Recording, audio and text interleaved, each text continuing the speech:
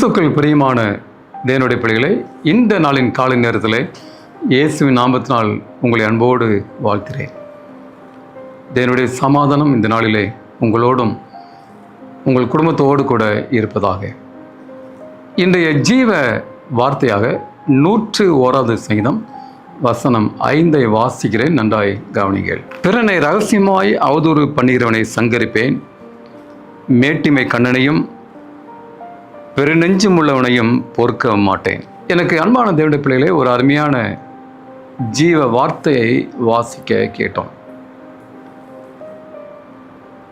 தாவீதின் வாழ்க்கையில் நாம் கற்றுக்கொள்ள வேண்டிய ஒரு பாடம்.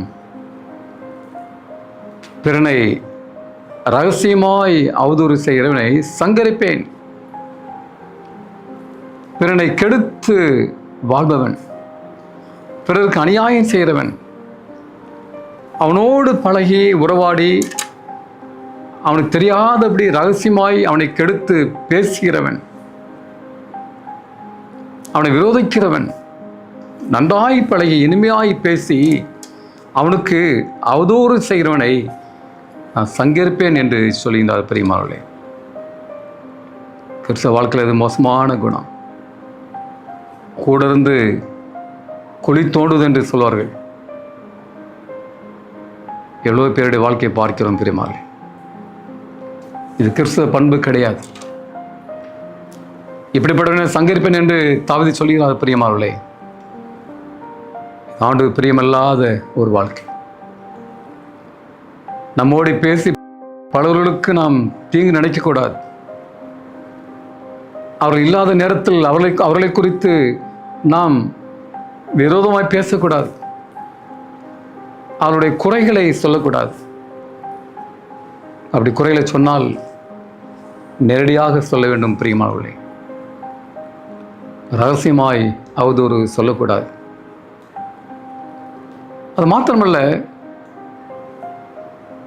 கர்த்தரை விட்டு விலகக்கூடியவரை நான் வெறுக்கிறேன் என்று சொல்றார். நான் பொறுக்க மாட்டேன். பிரியமானவர்களே,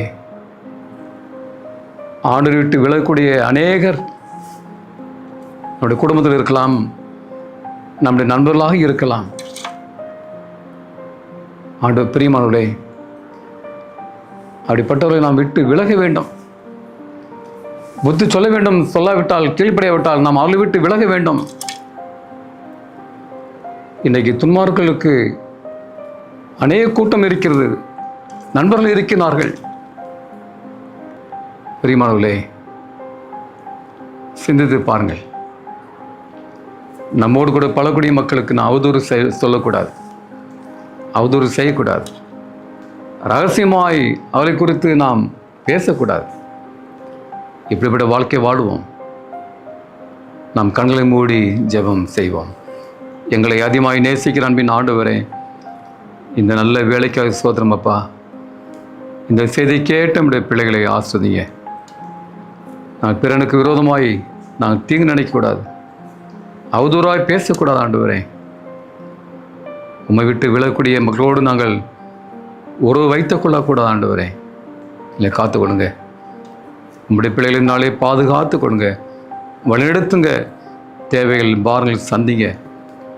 இயேசு நாமத்தினால் வேண்டிக் கொள்கிறோம் பரலோகத்தின் பரம தந்தையே. ஆமீன், ஆமீன்.